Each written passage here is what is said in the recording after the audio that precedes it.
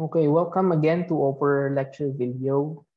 And today we will be talking about the family or the smallest unit of the society. We're done with how how ourselves, well, inside ourselves was created, and we talk about the self concept, ideal image. No? We also talk about the self esteem. No? Now it's time for us how a certain people behave in a certain family. By doing that, let's start with defining what is a family. So the introduction for the family is, well, we said that it is the primary unit of all the society. So it always starts with a family, and family consists of father and a mother and a child. But today's time, we can define also a family that is already also a mother and a child, because of, well, some laws are already pushing through, especially in other countries, that they honor the same-sex marriage already. Or we can say father and a child. No, that's how family is already being defined. No? So where did the family came from? It derived from the Roman word famulus, which means servant, or a servant in a certain family, because we are born to serve one another. That's the reason why the Roman word, the family became the word famulus, and the families became family, and that is called servant. Now let's take a look at the definition of the family. Well, as I've said, it is a group of people united by ties of marriage. Again, this is also the definition of the marriage also changed because of, well, again, the same-sex marriage. No, blood or adaptation and living together and eating from a common kitchen. Okay, so that is called a family.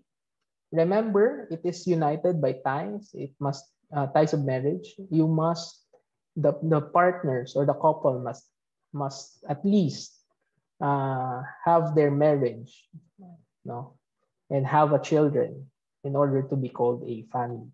But what will happen if they don't have this so-called marriage? They tend to have a live-in setup, living in setup. This is the term used. The term used is called household. And take note, household is different from family. You cannot call a household a family because, well, primarily family is united by ties of marriage or blood or adaptation or by laws. But you can say household. You can have as many people inside the house, even that is not related or by laws. There are people, varieties of people inside the house. That is called only a household. Okay. So different aspect of family. We have the biological unit or the same pool of genes. This is present to the immediate families. As a social units or the common physical social environment, as a cultural unit, and it reflects the culture of the wider society. Now let's go to the family cycle or life cycle. Please take note that the families are not constant, since, well, one reason is death is inevitable. Your family members will not last. Believe it or not, well, we have already loved ones who are already dead, no, by the time that you are going older and older. We are aging, no, so families are not constant, since we, even us, no, in the latter stage of our maturity, we will be living this earth, no. They are ever changing because, well, primarily we will be replaced by the newer generations. The newer generations will get old, and then the newer generations will take place. That's how family cycle occur. But what are the phases of this family cycle? We have formation, extension, and construction and dissolution. Now, what is the phases of the formation? Of course, we begin with finding a partner. The moment you find your partner, you will have your marriage. That's the beginning phase of the formation. And then the end phase of that, which is the beginning phase of the extension, is the birth of your child. We can also say if the person or the married couple don't have or cannot bear a child, they can find a suitable child, no, through the process of adoption. No? So still, family cycles occur yapon. And then, as I've said, that's the beginning of the extension phase. And the end phase of the extension, which the beginning phase of the beginning phase of the complete extension, is the birth of the last child. You can have as many as you want, children, but please be mindful that you must have this so-called family planning in order not to suffer in times of needs, no? Because it is ideal to have a children that you can support in terms of their, well, number one, financial status, educational status or needs, no, and well, health needs. So please be mindful someday if you will have or decide to create your own or form your own family. Please be mindful of the family planning. No? So let's say the birth of the last child is 7. No? So there are 7 of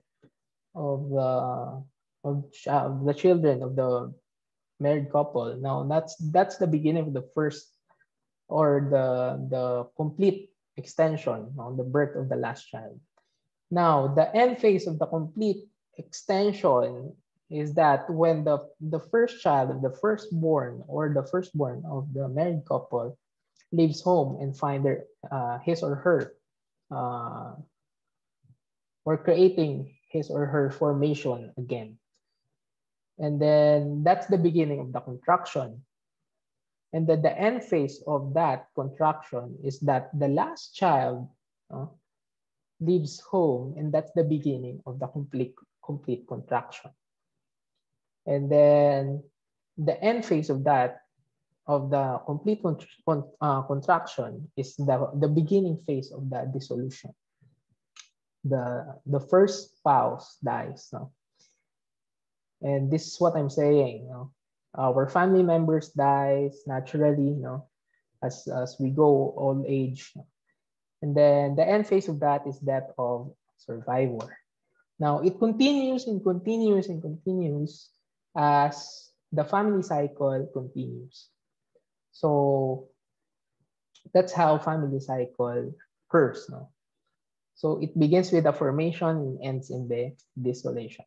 But in the middle part of that, which is the contraction, that's how family cycle is getting stronger, because the first child leaves home and find another and form another family, and that family will form another family life cycle. So that's how family life cycle is. Okay. So let's go to the types of the family on the basis of the structure. This is very familiar to you already since you are already in college, no? So we have nuclear, joint, and the third generation. So those are based on the structure of the family. Now let's base on the authority. We have patriarchal, which the father is the main concern, and then the matriarchal, or the mother, has the authority here. No? And on the basis of the residence, the people who are living in the side of the parents, that is called patrilocal. And for the family living in the mother's side, that is called matrilocal residence.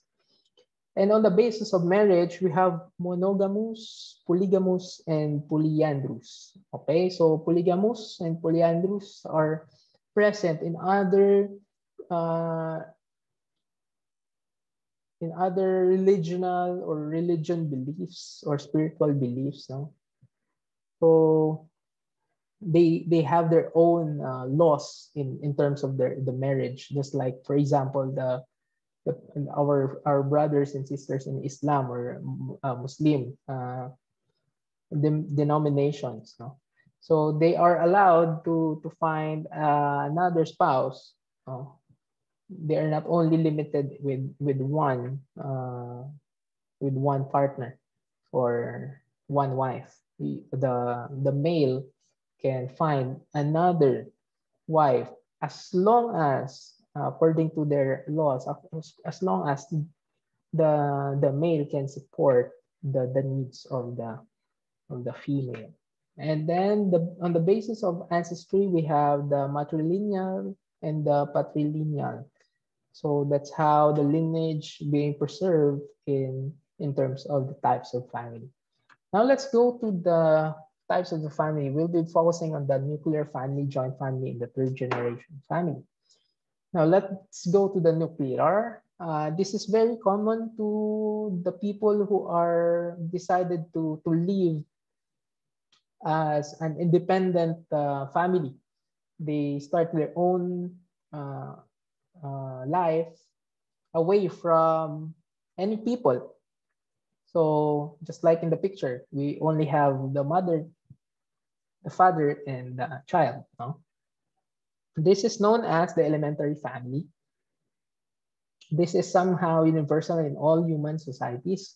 Ideally, this is the thing, no, that must be that must be common, that must be well applied in the society, because this can save a lot of conflicts, no? Because you will be only solving your own problems within the family and not involving other people, no? So that's how nuclear family is advantageous of. Now let's define it.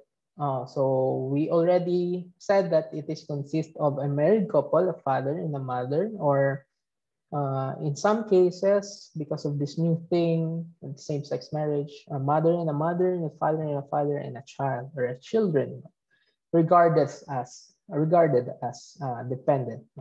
They tend to occupy the same dwelling place, so they have one home.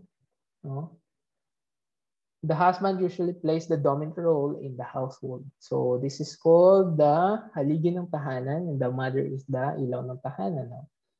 Then we have the absence of relatives like grandparents, uncles, aunts, and other people. So you are just simply living, in a basic type of family, which is very elementary family, the nuclear family. This is a great burden on nuclear family in terms of responsibility in rearing children.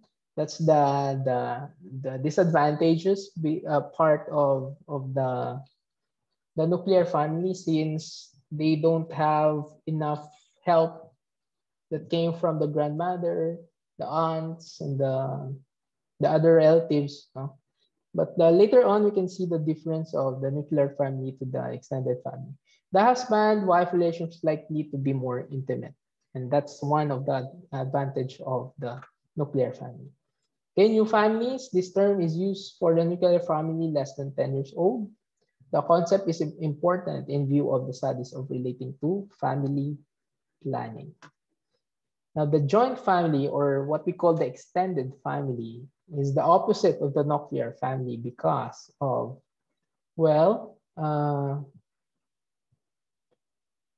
in the joint family, we can see a lot of people inside the house.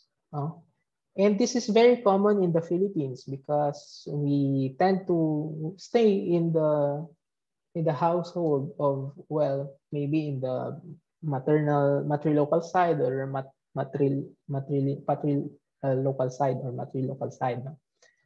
So this is very common to India, Africa, Far East, and Middle East, and even Asia, even in the Philippines. More common in agricultural areas or rural areas. Nowadays, there are losing of joint family. Well, let's define the joint family. Consists of numbers of married couples and their children who live together in the same household. So this is very common in here in the setup of the Philippine setup now.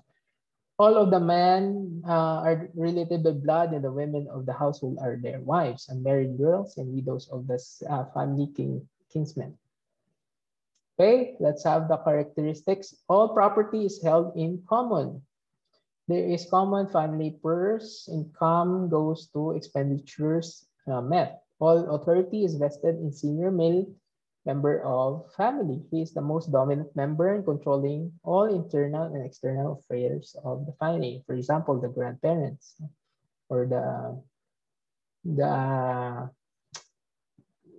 eldest male in the family. No? Familial relations or joint primacy over marital relations. Early and arranged marriage is advocated to ward off any threat from marital relationship. Okay, what are the advantages and merits of joint family? It is based on the motto, union is strength. So the more, the merrier.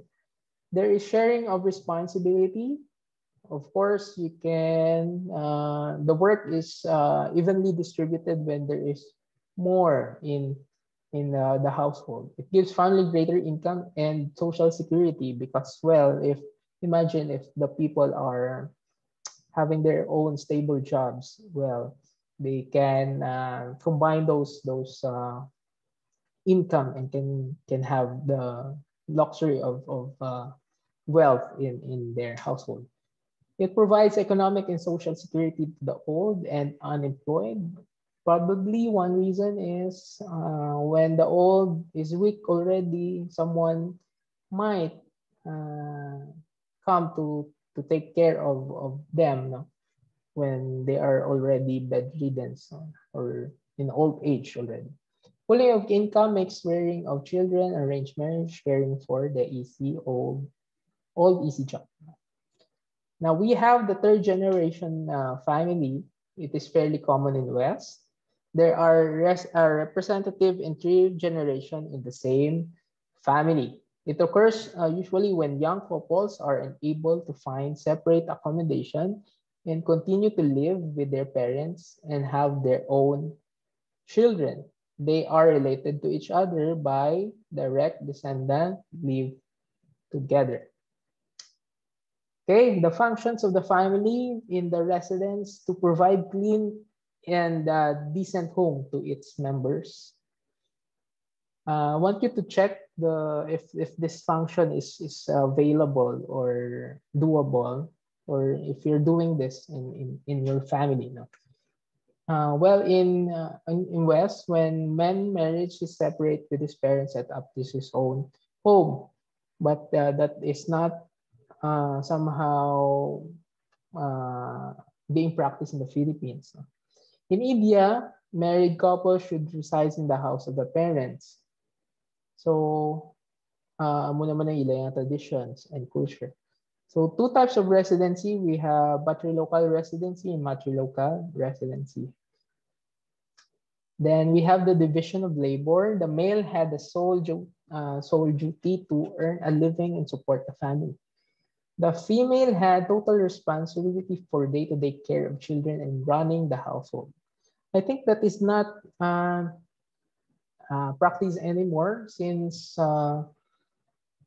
people are changing, or the married couples are already changing, because some of the wives are also working to sustain their family needs. So the female or the wife is also trying to find job now to support the father, and the father is not only the one who is working.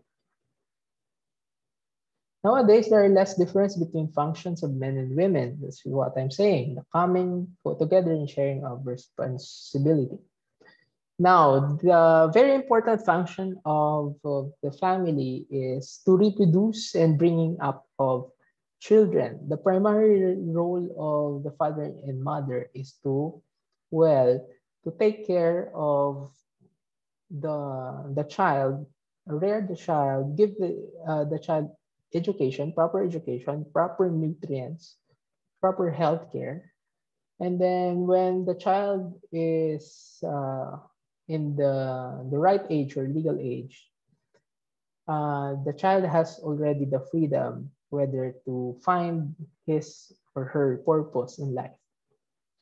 So this is the very important function. The mother take absolute care of the infant and children during the certain age. The father provides for education and teaches the social traditions and customs.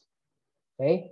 In terms of socialization, the family is bridge between generation and between the father and son. The cultural pattern relating to eating, cleanliness, dress, speech, language, behavior, attitude, transmitted through the family. Okay, so we will end here. I think you've learned something about the introduction of the family, the role of the family somehow. And please check out the LMS. I have prepared a sheet work for you to answer. So see you next lesson, lecture video, and I hope you're safe, everyone. Thank you very much and God bless.